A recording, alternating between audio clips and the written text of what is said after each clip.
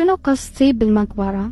شنو القصة ديال هاد البنت اللي كتقرا في المقبرة؟ الفيديوهات ديالها جابوا الملايين المشاهدات والعرب كلهم شافوهم وحتى الاجانب شافوهم والناس كاملين كيهضروا على هاد البنت هادي. نرجع بكم شويه اللور باش تفهموا القصة ديال هاد البنت هادي. السمية ديال هاد البنت هادي هي سباء وهي كتعيش في العراق. بدات كتنشر فيديوهات في تيك توك وهي كتقرا في المقبرة، ولكن هي ما كانتش غير كتقرا وصافي. اللي غريب هناياتي هي كانت كتنشر فيديوهات وكتاكل في المقبرة، وبعض المرات كانت كتحط فيديوهات وهي ناعسه، وحتى الناس ولاو كيشكوا فيها وكيقولوا هذه راه واقيلا كتعيش في المقبره. وكل واحد وكان كيعطي الراي ديالو مختلف، وكانت كل نهار كتصاوب فيديو جديد وكتحطه في التيك توك. ولكن الناس كانوا كيتصدموا بداك الفيديوهات ديالها، وكاين اللي كان كيقول ليها في الكومونتيرات راه ما كنقدرش نعس في الليل فاش كنتفرج في الفيديوهات ديالها. حتى من داك الناس اللي كيخافوا من الفيديوهات ديالها ولاو كيسينياليو الكونت ديالها.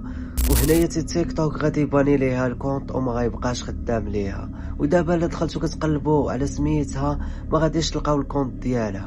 ولكن واحد النهار 3 ديال الدراري غادي يتبعوها وغادي يحضيوها، وغادي يعرفوا بانها كتخرج من دارهم مع 8 ديال الليل وكترجع مع 11 ديال الليل. وداك الدراري غادي يدخلهم الشك وغادي يتبعوها للمقبره وغادي يلقاوها كتقرا. وداك الدراري غادي يسولوها علاش نتيا كتمشي تقراي في المقبره، وهي غادي تجاوبهم بواحد الدم بارد وغادي تقول لهم كيف نتوما كتقراو مع صحابكم وكتاكلوا، حتى انا كنمشي للمقبره وكنقرا مع صحابي وكناكل. داك 3 ديال الدراري واحد بقى كيشوف واحد وما فهموا فيها والو، وبقاو كيقولوا علاش كتمشي للمقبره وشنو العلاقه ديالها بالمقبره ومع صحابها اللي تما. وداك الدراري خلاوها حتى مشات بحالها وغادي يمشيو لداك القبور. وهنايا فين غادي يتصدموا وغادي تجيهم واحد الحاجه اللي غريبه بزاف. داك القبور السميه ديالو كانت سابا، وهي نفس السميه ديال داك البنت.